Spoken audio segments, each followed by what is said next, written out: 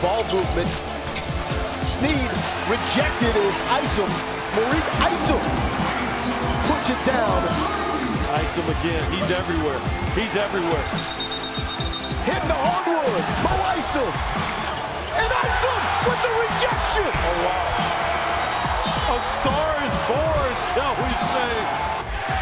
8 points for Isom. The man of the hour right now is this old young man, Mo Awesome. It is now time to get to know Mo. He is a senior graduate transfer from Arkansas Little Rock. Had a very good career there. One of the best three-point shooters in the Sun Belt. Had his breakout performance Saturday against Kansas State. And this young guy, born, bred right here in Austin, Texas. Mo, first off, what was the process like going from Arkansas Little Rock to the University of Texas?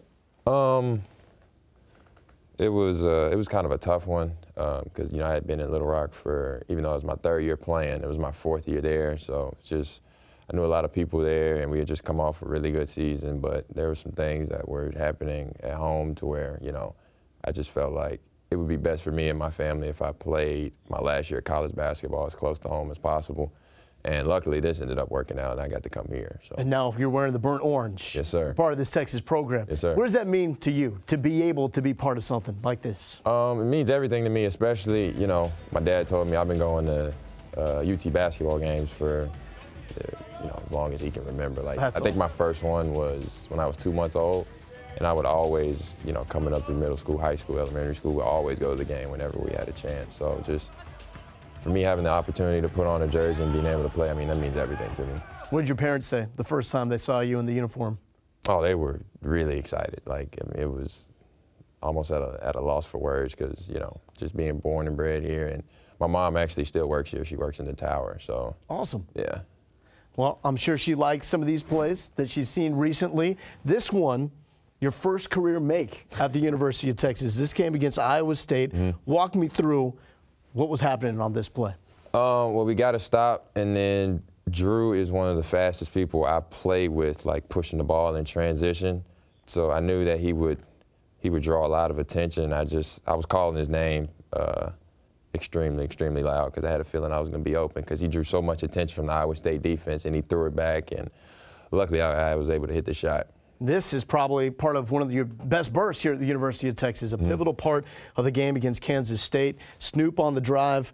Tell me about your setup and what you're waiting for and looking for here.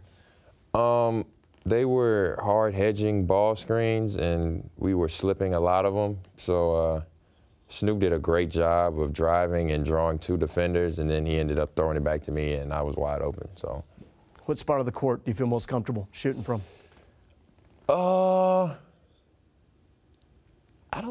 It doesn't really matter to me. Wherever you get the ball, I make sure I practice everywhere, so that way, whenever a shot comes and I'm open, I've gotten reps in that spot, so I don't really think it matters a whole lot. Let's go to the defense right now. And you're known for your shooting ability. How would you describe yourself as a defender? I just like to be solid and be a great help defender and always be in the right spot to help my teammates out. And I don't necessarily play over the rim, like getting blocks and stuff, but like to be in the right spot, take charges, do the little stuff like that. Well, it looks like you're in the right spot here. What are you seeing on this play when you get the block from behind against K-State? We were running 13 on defense, and I was at the top, and I looked down, and it just kind of looked like he had Jared sealed, and so I knew he wasn't going to see me, so I just wanted to try and make a play. How'd that feel? That was a pretty good feeling. And for you to have that moment against Kansas State where that really was your coming out party against the Wildcats, what was that like for you to finish that game and look back on, even though it was a loss, the type of impact you were able to make on that game? During the game, I just wanted to make sure I did everything possible to try and help us win. Looking back on it and everything that happened, it was kind of cool. And heard from a lot of people, especially since, you know, I'm from here. They're like, man, you played great. We saw the game. But in the heat of the game, I was just like, you know, we got to get stops. And if I'm open, I'm going to shoot it. If not, you know, just help run good offense. And main thing is just play hard and get stops and try and help us get a win. Tell me about that, playing hard, that effort. Are you known for that? Where does that come from? I